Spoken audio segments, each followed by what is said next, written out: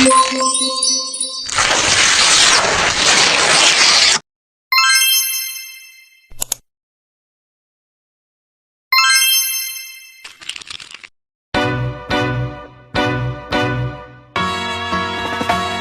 hanging low while I pop a bottle off of your chain swinging, clang clang, and it costs a lot. Assalamualaikum warahmatullahi wabarakatuh. Pada video kali ini saya akan menjawab soal UTS dari mata ujian komunikasi pembelajaran yang diampu oleh Bapak Yusuf Ridwan MPD MM. Langsung saja ke soal yang pertama. A. Pilihlah salah satu kompetensi dasar pada mata pelajaran pada jenjang tertentu. Kemudian buatlah skenario pembelajaran berdasarkan keempat model komunikasi. Skenario pelaksanaan pembelajaran. Skenario pembelajaran atau biasa disebut perencanaan pembelajaran merupakan suatu proyeksi mengenai kegiatan atau proses yang akan dilakukan selama pembelajaran berlangsung. Perencanaan pembelajaran atau instructional design memperkirakan dan memproyeksikan tindakan atau aktivitas yang akan dilakukan pada saat pembelajaran. Untuk selanjutnya yaitu langkah untuk membuat skenario pembelajaran. 1. Pengkondisian kelas sebelum dimulai pelajaran. 2. Guru melihat seisi ruang kelas apakah sudah kondusif atau belum. 3. Salam pembuka. 4. Pengecekan kehadiran siswa di kelas. 5. Penyampaian tujuan pembelajaran. 6. Pemberian pelajaran. 7. Mengakhiri kegiatan pembelajaran. 8. Salam penutup. Untuk contoh skenario pembelajaran ada pada link deskripsi yang saya buat di blog pribadi saya. Menurut saudara, model komunikasi mana yang efektif digunakan dalam proses pembelajaran? Berikan penjelasannya, hubungkan dengan teori belajar yang sudah saudara ketahui. Jawabannya adalah model interaksional.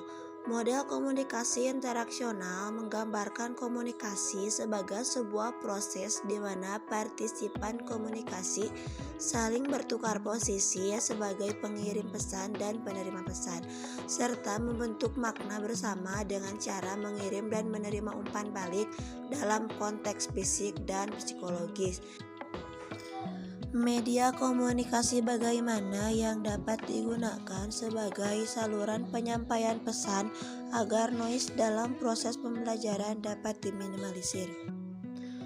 Sebelum mendapatkan apa media komunikasi yang digunakan untuk penyampaian pesan agar noise dalam proses pembelajaran dapat diminimalisir, yaitu kita sebagai pengajar harus mengupayakan hal-hal sebagai berikut. Yang pertama yaitu kita harus hangat dan antusias. Selanjutnya harus mempunyai tantangan dan kita harus mempunyai pembelajaran yang bervariasi. Yang selanjutnya mempunyai keluasan dalam mengajar dan mempunyai penekanan pada hal-hal yang positif, dan yang terakhir penanaman disiplin diri. Media komunikasi yang digunakan untuk penyampaian pesan agar noise dalam proses pembelajaran dapat diminimalisir, yaitu media harus memiliki interactivity, organization, and novelty. Untuk soal selanjutnya, jelaskan secara konseptual keempat bentuk komunikasi. Bentuk komunikasi ada 4. Yang pertama, saya akan menjelaskan tentang komunikasi online. Menurut Eko, dalam simulasi digital, istilah komunikasi online mengacu pada membaca, menulis, berbagi video kamera, dan komunikasi melalui jaringan komputer. Penyampaian pesan dilakukan dengan melalui cyberspace atau dunia maya. Jenis-jenis pembelajaran online. Yang pertama, konferensi video, chat atau WA group. Yang ketiga, meeting room, yaitu di dalamnya ada Zoom atau Google Meet. Yang keempat, classroom, email surel, dan jaringan sosial. Yang kedua, komunikasi kelompok kecil. Menurut H.P. de Canggara, dalam buku pengantar ilmu komunikasi, Komunikasi kelompok kecil adalah proses komunikasi yang berlangsung antara 3 orang atau lebih secara tatap muka, yang mana seluruh anggotanya saling berinteraksi satu sama lain. Contoh kelompok kecil yaitu kelompok belajar, kelompok diskusi, dan keluarga. Untuk selanjutnya yaitu komunikasi eksposisi. Komunikasi eksposisi menurut Kerap, eksposisi atau pemaparan adalah salah satu bentuk tulisan atau retorika yang berusaha untuk merangkai dan menguraikan suatu pokok pikiran yang dapat memperluas pandangan dan pengetahuan seseorang yang membaca uraian tersebut. Selain itu, eksposisi merupakan bentuk retorika yang sering dipergunakan dalam menyampaikan uraian-uraian ilmiah populer dan uraian-uraian ilmiah lainnya yang tidak berusaha mempengaruhi pendapat orang lain. Yang terakhir adalah komunikasi persuasi. Komunikasi persuasi mempengaruhi pendapat dan sikap penerima pesan. Dalam prosesnya, persuasi dapat dilakukan baik secara rasional maupun emosional. Dengan cara rasional, komponen kognitif pada diri seseorang dapat dipengaruhi. Untuk selanjutnya yaitu tujuan dari komunikasi persuasif adalah menggerakkan hati, menimbulkan perasaan tertentu, menyenangi dan menyetujui terhadap ide yang disampaikan. Untuk pertanyaan selanjutnya yaitu bagaimana implementasinya dari bentuk-bentuk komunikasi tersebut?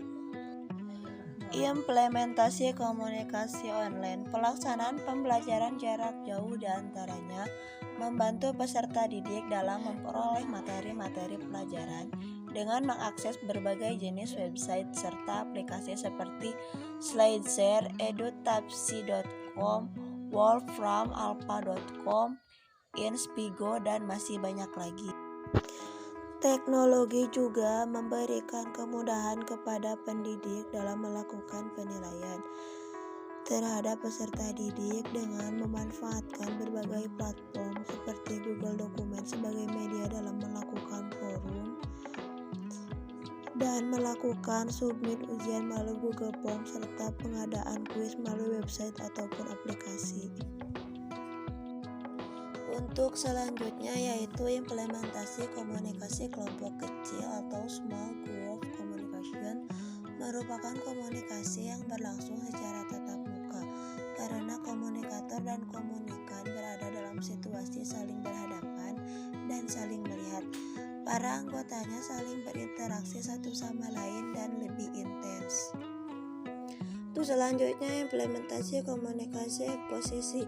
Komunikasi eksposisi ada 3 struktur kegiatan pokok implementasi pembelajaran di sekolah, yaitu kegiatan awal, kegiatan inti, dan kegiatan akhir. Yang terakhir adalah implementasi komunikasi persuasif. Penerapan komunikasi persuasif adalah pengaplikasian komponen-komponen dalam proses komunikasi yang sifatnya membujuk atau mempengaruhi untuk mengubah kepercayaan, sikap maupun perilaku seseorang tanpa adanya unsur paksaan baik itu fisik maupun non-fisik. Agar komunikasi persuasif berjalan efektif, persuader harus menerima bahwa sasaran dapat menerima, meragukan atau bahkan menentang apa yang disampaikan meskipun hal tersebut dianggap benar oleh persuader. Bagaimana pendapat saudara jika bentuk komunikasi tersebut dikaitkan dengan 8 keterampilan dasar mengajar? Berikut latihan keterampilan dasar mengajar dapat dipilih sebagai berikut. Keterampilan membuka dan menutup pelajaran, keterampilan menjelaskan, keterampilan memberi penguatan, keterampilan membimbing diskusi kecil, keterampilan bertanya, keterampilan mengadakan variasi, keterampilan mengelola kelas, dan keterampilan mengajar kelompok kecil dan perorangan.